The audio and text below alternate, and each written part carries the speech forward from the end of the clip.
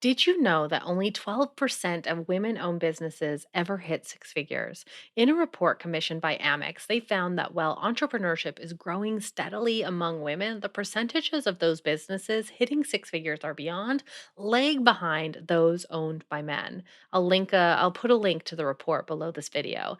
And I don't know about you, but I find that kind of devastating. Women and women identifying business owners give so much, and I truly believe that we're capable of anything when we have financial autonomy. So even though the Instagram highlight reel might have you believing that everyone is earning six figures already, just know that's definitely not the case.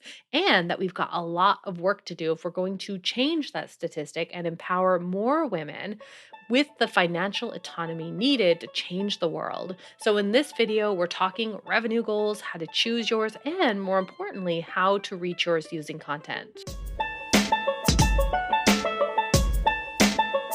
Welcome back to Your Content Empire, the YouTube channel dedicated to helping you get more consistent and profitable with content the easy way.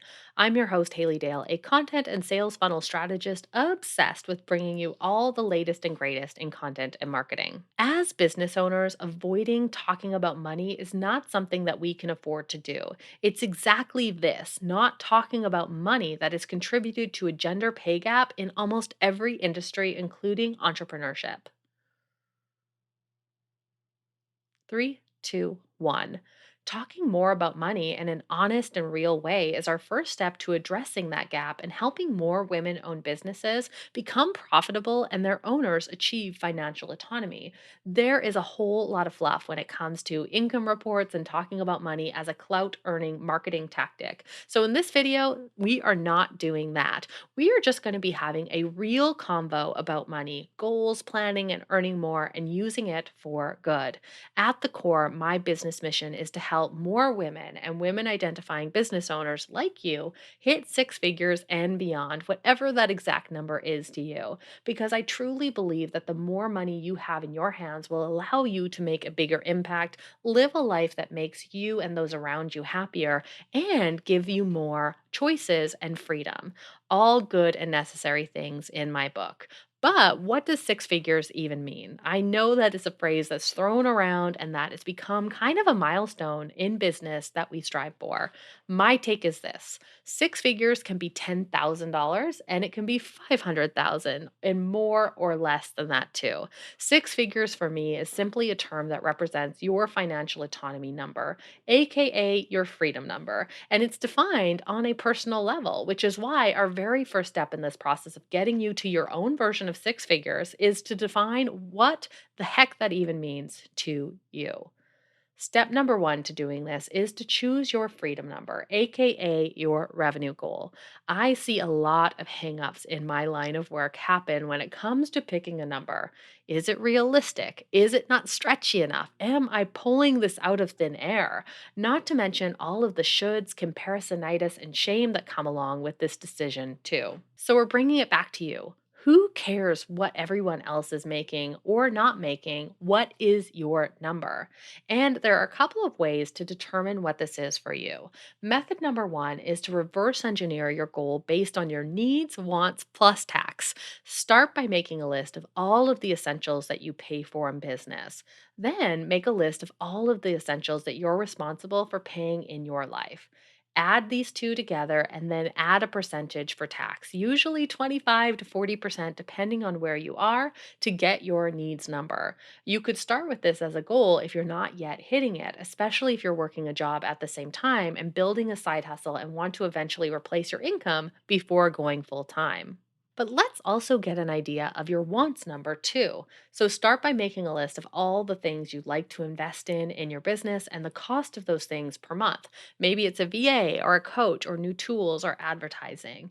Then make a list of all the things that you want to invest in personally too. Maybe you want to move, save a down payment, take a vacation, start a savings account, get more childcare during the day, and what those things would average out to cost a month. Add these two together and add a percentage for tax to get your wants number. Finally, add your monthly needs plus your wants number to get your ultimate revenue goal number. Are you making this already, or do you need to work up to your needs and then your wants number? Method number two is for those who are already making money in their businesses and have been at it for at least a few months already. What was your annual revenue goal for the last year, or what was your average revenue goal for per month for the last few months? Now, pick a percentage to increase it by. Maybe you want to think conservatively at 10%, or maybe you want to double it or 50% it. Or a valid option, if you're happy with the amount you're making, is to hold steady. Maybe the goal is to simply maintain. Even if you chose method number two to come up with your number, I still think it's a good opportunity to check in with your wants and needs numbers and compare it to the amount you're currently bringing in.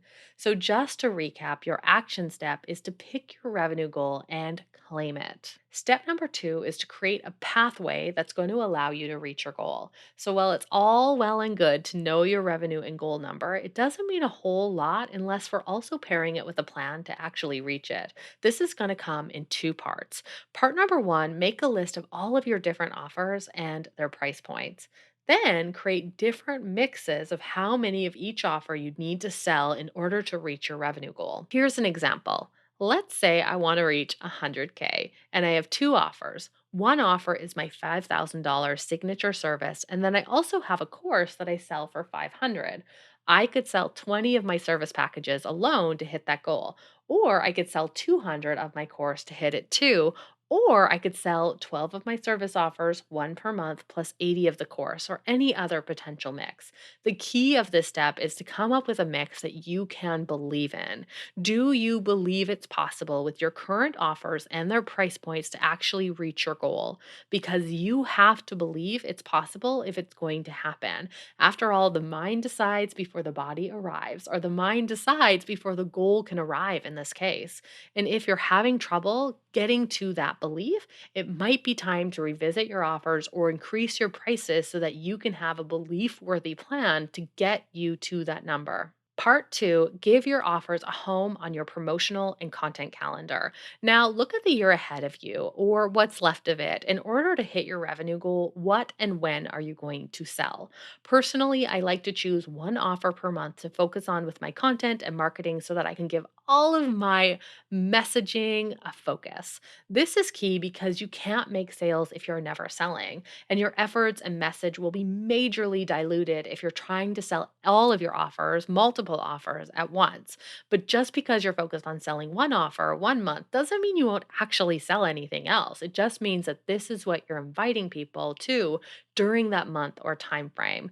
Going back to my example of having a $5,000 signature service package and a $500 course, perhaps I look at my calendar and decide to alternate each month between promoting them. Or maybe I want to give my services the first 2 months of every quarter. And then the final month, I focus on selling my course. Here's the action step: pull out a calendar for the rest of the year and decide what you're going to sell and when.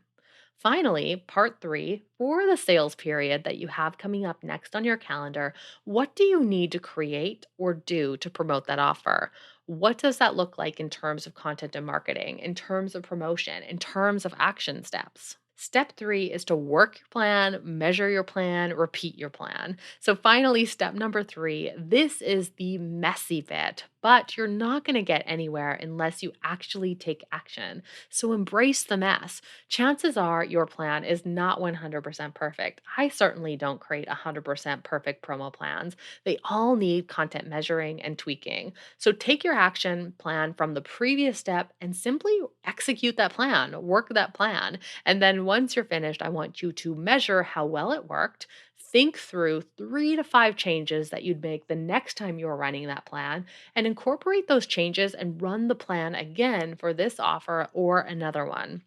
If you do this process of on a monthly basis, your chances of hitting your revenue goal will be much, much higher than without it. Now, let me know in the comments what gets in the way of you setting and reaching your revenue goal. All right, with that, make sure to like and subscribe. And if you want to be the first to know when the next video goes live, hint, it's going to be Monday, ring that bell. And until next time, here's to your content empire.